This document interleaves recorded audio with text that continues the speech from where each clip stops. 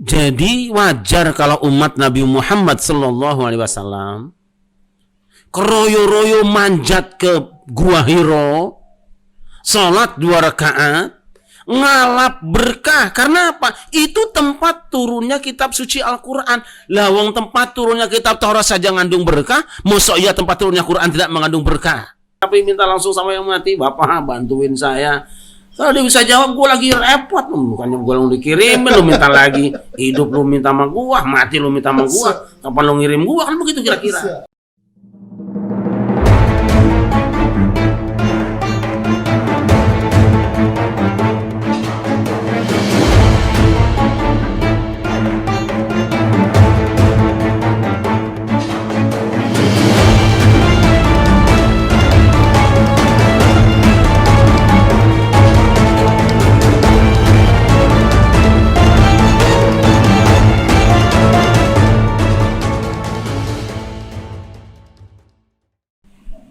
Assalamualaikum warahmatullahi wabarakatuh.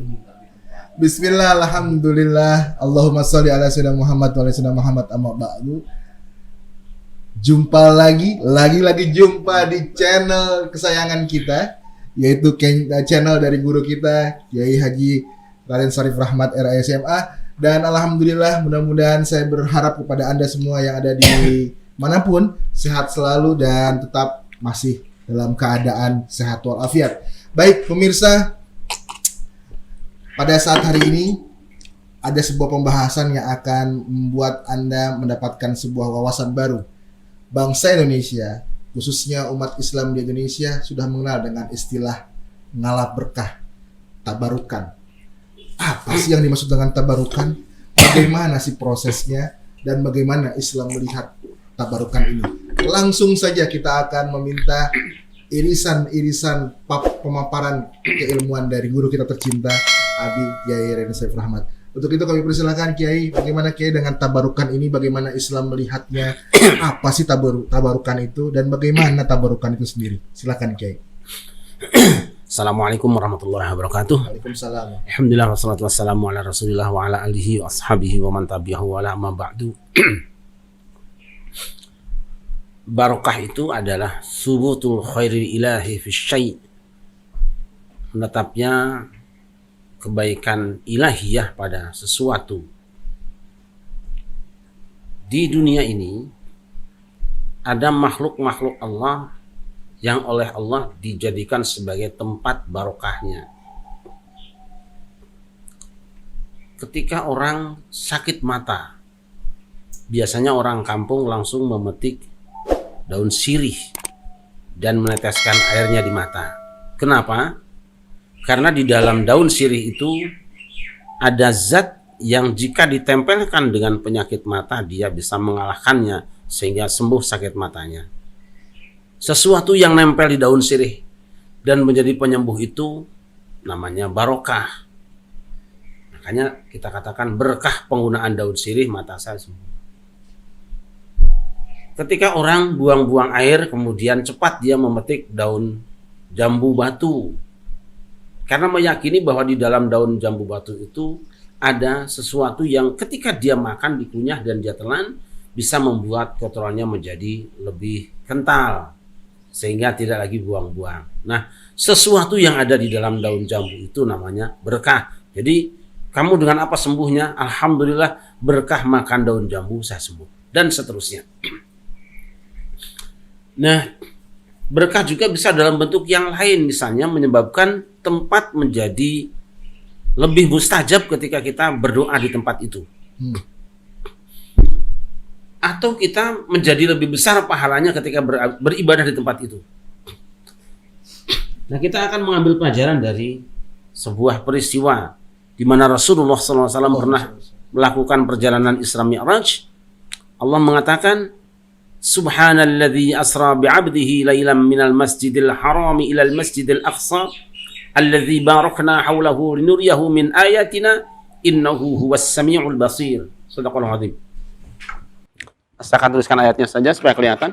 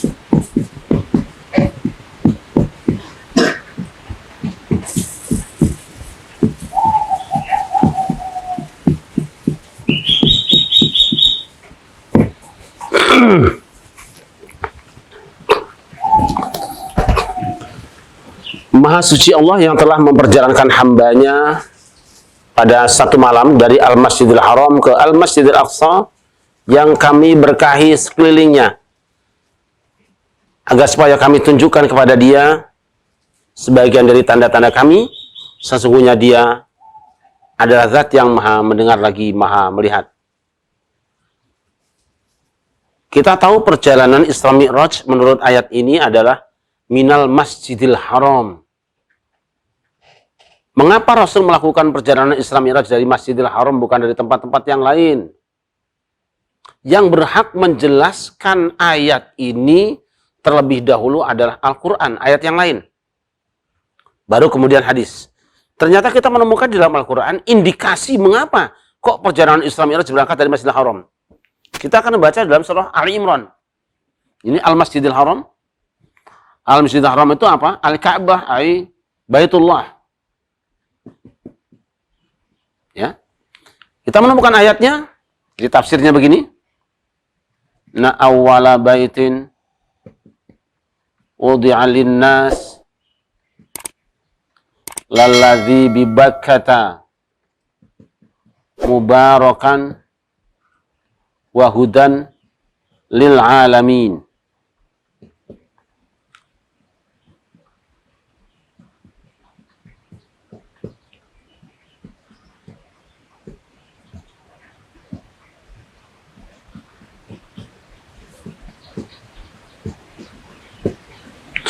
Sesungguhnya rumah pertama yang diletakkan untuk umat manusia beribadah pada Allah adalah yang di Bakkah.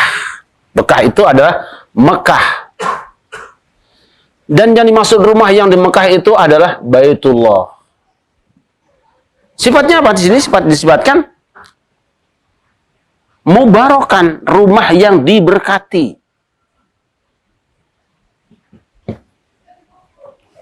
Jelas di situ bahwa Rasulullah berangkat dari kota Mekah itu bukan sembarangan, bukan asal saja, tetapi karena kota itu, di tempat itu ada sebuah Baitullah yang diberkati. Kota Mekah itu diberkati. Kalau start dari tempat yang diberkati, berarti kan Nabi Muhammad berangkat dari tempat sambil ngalap berkah. Dia ngambil juru ngisi bensin berkah dulu tempat itu. Itu satu. Apa itu berkahnya nanti tempat lain kita akan bahas insya Allah. Yang kedua, mengapa juga Nabi kemudian turunnya itu di Al-Masjidil Aqsa? Transitnya sebelum terbang ke Sidratil Muntaha, berhentinya itu di Al-Masjidil Aqsa di Palestina yang sekarang ribut itu. Kenapa di Masjidil Aqsa? Jelas ayatnya mengatakan barokna haulahu. Jadi barokna haulahu. Masjidil Aqsa itu kami berkati sekelilingnya. Berarti Nabi Muhammad turun di tempat itu juga sedang nambah berkah, ngalap berkah. Saya tidak akan jelaskan berkah apa yang ada di Masjidil Aqsa dan berkah apa yang ada di Baitullah terlebih dahulu. Yang pasti bahwa Nabi Muhammad tidak sembarangan berangkat, tidak sembarangan transit, berangkat dengan ngalap berkah dengan kota Mekah, dengan Masjidil Haram, turun lagi transit juga ngalap berkah dengan Al-Masjidil Aqsa. Ini masjid dua-duanya ngandung berkah. Itu namanya tabaruk dalam bahasa kita. Nah kemudian dalam perjalanan itu Nabi Muhammad sempat transit di dua tempat lain. Bahkan diperintahkan sholat oleh malaikat Jibril sebagai guide-nya. Satu tempat beliau diajak berhenti turun dari kendaraan buruknya di tempat yang namanya Bukit Tursina. Kita tahu Bukit Tursina itu bukit tempat turunnya wahyu kepada Nabi Musa alaihissalam. Kata malaikat Jibril, "Shalli raka'ataini." Salat engkau 2 rakaat di sini. Setelah selesai salat 2 rakaat, malaikat Jibril bertanya, "Tahukah engkau wahai Rasulullah di mana engkau barusan salat?" Saya tidak tahu. Yang tahu Jibril. Dia mengatakan, "Barusan engkau salat di tempat yang namanya Bukit Tursina, tempat turunnya wahyu kepada Nabi Musa dan tempat bertapanya." Saya menggunakan istilah bahasa Indonesia, tempat munajatnya, tempat riyadhuhnya, tempat mendekatkan dirinya Nabi Musa kepada Allah selama 40 hari 40 malam, yaitu di Bukit Tursina. Tadinya kan Salasina 30 malam, tetapi disempurnakan jadi 40 malam. Jangan kaget kalau nanti di Indonesia banyak orang yang suka tirakatan selama 40 malam. Ada contohnya dalam Al-Quran. Insyaallah kita akan bahas di kesempatan lain. Pertanyaan sekarang, kenapa Nabi Musa kok sholat 2 rakaat di tempat itu? Kita baca Al-Quran. Ini supaya rinci semuanya. Falamma ataha nudiya min syati'il wadil aymani fil buq'atil mubarakati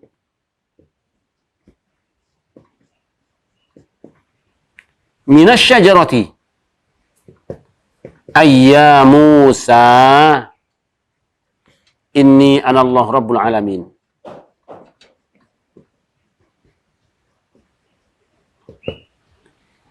Falamma ataha nudiya min syati'il wadil aymani fil buq'atil mubarakati. Ketika Musa datang ke Bukit Tursina, dia dipanggil dari sisi sebelah lembah sebelah kanan, fil buq'atil mubarakati, di lembah yang diberkati. Perhatikan kalimatnya. Tadi kan mubarakan, ini barakna haulahu, sekarang mubarakah. Di lembah yang diberkati. Berarti Nabi Musa sholat 2 rakaat itu adalah di satu bukit, tapi bukan sembarangan bukit. Bukit yang mengandung berkah. Artinya Nabi Musa ngalap berkah dengan bukit. Yang jadi pertanyaan sekarang, kenapa kok bukit itu mengandung berkah? Karena di bukit itu tempat turunnya kitab Taurat. Ya. Jadi wajar kalau umat Nabi Muhammad SAW keroyo-royo manjat ke Gua Hiro, sholat 2 rakaat, ngalap berkah. Karena apa? Itu tempat turunnya kitab suci Al-Quran. Lawang tempat turunnya kitab Taurat saja ngandung berkah, mosok ya tempat turunnya Quran tidak mengandung berkah? Ini sebenarnya jawaban saya kepada saudara-saudara kita yang menganggap musyrik di tempat itu. Dan insya Allah ini adalah jawaban yang pertama, karena saya belum menemukan para ulama terdahulu yang menggunakan ayat ini untuk argumen. Insya Allah saya orang pertama. Alhamdulillah. Jadi kalau Nabi Muhammad ngalap berkah dengan tempat turunnya kitab suci Taurat, kenapa umat Nabi Muhammad tidak boleh ngalap berkah dengan tempat turunnya Al-Quran? Kan aneh. Tempat berkah. Kemudian Nabi Muhammad juga diajak berjalan oleh malaikat Jibril, setelah terbang lagi diajak turun di satu tempat yang namanya Bethlehem. Diajak turun. Salat engkau 2 rakaat wahai Rasulullah. Selesai salat 2 rakaat, malaikat Jibril bertanya lagi, tahukah engkau di mana barusan salat wahai Rasulullah? Tidak tahu. Malaikat Jibril mengatakan, engkau barusan salat di tempat yang namanya Bethlehem. Apa itu Bethlehem? Bethlehem itu tempat lahirnya Kanjeng Nabi Isa. Pertanyaan kita, untuk apa Nabi Muhammad diajak turun, diperintah oleh malaikat Jibril yang pastinya perintah dari Allah untuk salat 2 rakaat di tempat lahirnya Nabi Isa? Pada ada ayatnya di Al-Quran.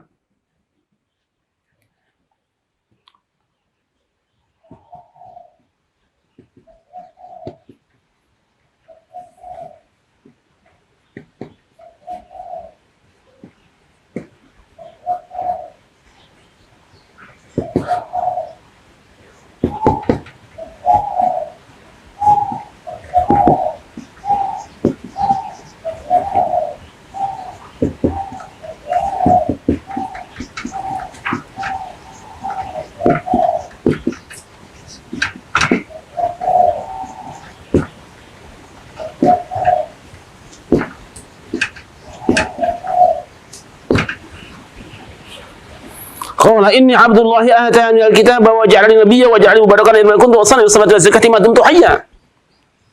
Ketika Nabi Isa masih ada di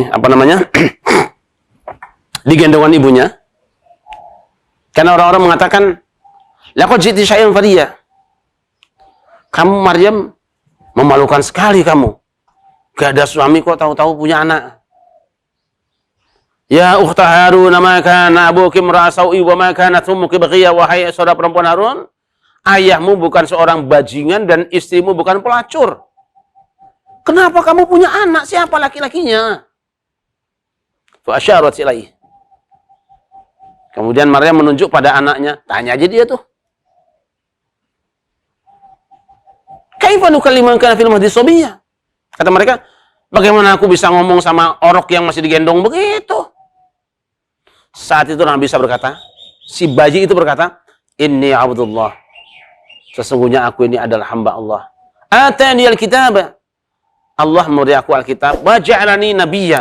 Dan dia akan mengangkatku menjadi seorang nabi. Wa ja'alani mubarakan. Dan dia menjadikan aku sebagai orang yang mubarakan, diberkati. Aina ma kuntu, dimanapun aku berada. Dan seterusnya. Jadi kata Nabi Isa, salah satu kondisi dia, kemuliaan dia, wa ja'alani mubarakan. Dia jadikan aku orang yang diberkati. Di mana? Aina ma kuntu, di mana saja aku berada. Jadi tempat di mana saja Kanjeng Nabi Isa berada, tempat itu mengandung berkah. Berarti tempat beliau lahir pun sudah mengandung berkah. Kalau Nabi Muhammad sholat 2 rakaat sebelum terbang, diperintah sholat 2 rakaat di tempat lahir Nabi Isa, berarti Kanjeng Nabi Muhammad sudah ngalap berkah dengan tempat lahirnya Nabi Isa. Pertanyaan kita, kalau Nabi Muhammad ngalap berkah dengan tempat lahirnya Kanjeng Nabi Isa, kenapa umat Nabi Muhammad tidak boleh ngalap berkah dengan tempat lahirnya Kanjeng Nabi Muhammad? Dan tempat lahirnya dibongkar jadi perpustakaan, dikunci tiap hari. Ajaran dari mana ini?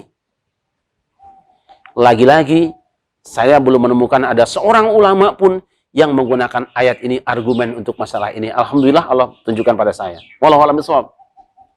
Nah kemudian, ini berkah. Apakah cuma tempat-tempat seperti itu yang berkah? Tidak. Ingat Nabi Zakaria. Nabi Zakaria itu sudah tua, tidak punya anak, kemudian punya santri namanya Maryam, ponakannya sendiri.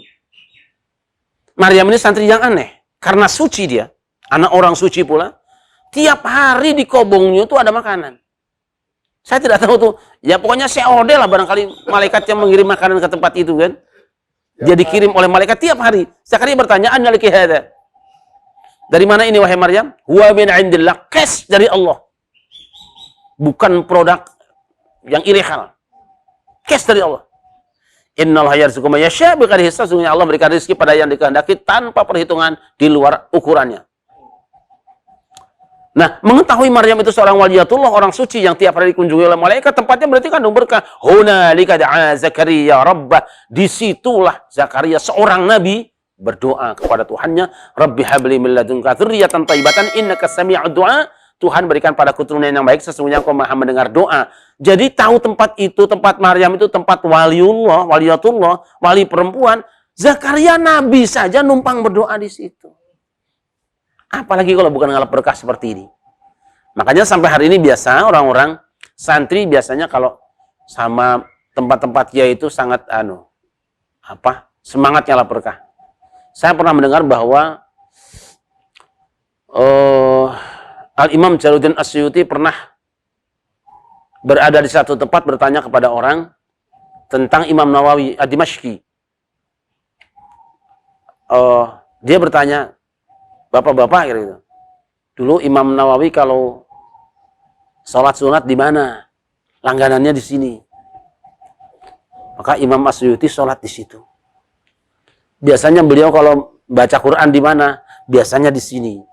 Maka As-Suyuti pun numpang baca di situ. Akhirnya Allah angkat berkahnya, Imam As-Suyuti pun menjadi ulama besar dan wafat pada tahun 911 yang alimnya sangat luar biasa. Nah, itu ngalap berkah. Kemudian ngalap berkah juga tidak hanya dengan tempat orang-orang yang masih hidup. Dasarnya apa? Ada hadis sahih dalam riwayat Muslim di mana ketika berbicara tentang zikir atau keutamaan majlis zikir, akhir hadis mengatakan humul julasa'ul ladzi la yashqa bihim jalisuhum. Ya. Hadisnya itu riwayat Muslim bersumber dari Abu Hurairah. La yashqa bihim jalisuhum. Mereka itu julasa, teman-teman, duduk, orang-orang yang duduk. Siapa saja yang duduk atau berdampingan dengan mereka tidak akan celaka, tidak akan rugi. Hadis ini dipahami berkenaan dengan orang-orang yang ahli zikir. Jadi ahli zikir itu di dunia kan awalnya gini, bicara tentang orang yang sedang berzikir, kemudian kita bergabung ke situ. Nah, siapa saja yang bergabung di tempat itu, walaupun tidak ikut berzikir, dia sudah tidak rugi. Dan kemudian dipahami oleh para ulama bahwa duduk atau bergabung dengan orang-orang seperti ini tidak akan merugi, bukan cuma waktu masih hidupnya. Bukan cuma waktu masih hidupnya. Di antara mereka yang mengatakan seperti ini adalah Al-Imam Asy-Syaukani di dalam Tuhfatul Dzakirin dan Al-Imam Ibnul Jazari, yaitu ulama ahli Quran qiraat abad ke-10, di dalam kitabnya Hisnul Hasin. Dia mengatakan ini dalil yang menunjukkan bahwa di antara tempat-tempat yang mustajabah untuk berdoa adalah kuburul anbiya wal ulama was salihin. Di antara tempat yang mustajab untuk berdoa adalah di samping kuburan para nabi, para ulama dan orang-orang soleh. Jadi mereka orang yang soleh, orang-orang yang baik, bukan cuma hidupnya, wafatnya saja kita berdoa di samping kuburannya, itu mujarab. Yang bicara ini ahli hadis di zamannya. Nah karena itu sampai sekarang kita biasa kadang-kadang ya pergi ke satu kuburan, kita berdoa kepada Allah. Di tempat itu bukan minta sama orang mati, bukan. Kita mendoakan orang yang dikubur dan ngalap berkahnya kepada Allah, minta supaya apa yang menjadi hajat kita dicapai dan apa yang mengganggu kita segera Allah ambil. Kita lepas dari mara bencana. Dan ini pernah terjadi pada satu masa dulu, di Samarkand itu terjadi kemarau panjang. Sudah istisqa, sudah sedekah, semacam-macam, tidak turun-turun hujan. Lalu ada orang yang arif, orang-orang besi hatinya, datang kepada Al-Qadhi, kalau sekarang hakim, mengusulkan bagaimana kalau kita umat Islam, ayo kita ziarah ke kubur Imam Bukhari di Khartang, nanti kita berdoa di sana minta pada Allah mudah-mudahan dengan berkah beliau hujan turun. Lalu usul yang diterima, kaum muslimin berangkat ziarah kubur Imam Bukhari, setelah mendoakan mereka berdoa kepada Allah dengan ngalap berkah Imam Bukhari supaya hujan segera diturunkan. Belum lagi mereka pulang ke rumah, hujan sudah turun di jalan. Sudah berkah, ini berkahnya Imam Bukhari. Ngalap berkah dengan kuburan orang soleh. Bukan dengan tanahnya, tapi dengan berkah orang yang ada di dalamnya. Jadi kita jadi ingat dengan Imam Bukhari yang kuburannya dicari oleh Bung Karno. Saya kira dengan berkah itu pula kemudian Indonesia banyak keberkahan. Karena pemimpin kita yang pertama sangat perhatian dengan penyelamatan dan pelestarian kubur Imam Bukhari di Rusia, di Khartang. Itu diantaranya. Luar biasa. Tidak bisa berkata-kata karena pemaparan dari guru kita tercinta ini sudah banyak sekali. Lalu ada mungkin pertanyaan yang timbul pada saat fenomena hari ini, Kiai. Karena pada saat kita ziarah orang mengatasnamakan ngalap berkah, tapi kenapa pada saat pulang tidak kunjung mendapatkan berkah? Bagaimana fenomena ini terjadi, Kiai? Satu bisa jadi dalam kita berziarah tidak mengikuti tuntunan syariat. Kan ada adab-adabnya. Kalau kita ziarah kubur, pertama lepaskan sandal, jangan pakai sepatu atau sandal ke kuburan, itu sunnah adab. Karena yang di bawah kakimu itu bukan sampah, tapi orang soleh. Gitu. Yang kedua tata keramanya juga. Sekarang kan aneh-aneh, banyak orang yang masuk kuburan nyanyi-nyanyi. Bukan membaca Al-Quran, bukan mendoakan, tapi manggil-manggil dalam bentuk nyanyian.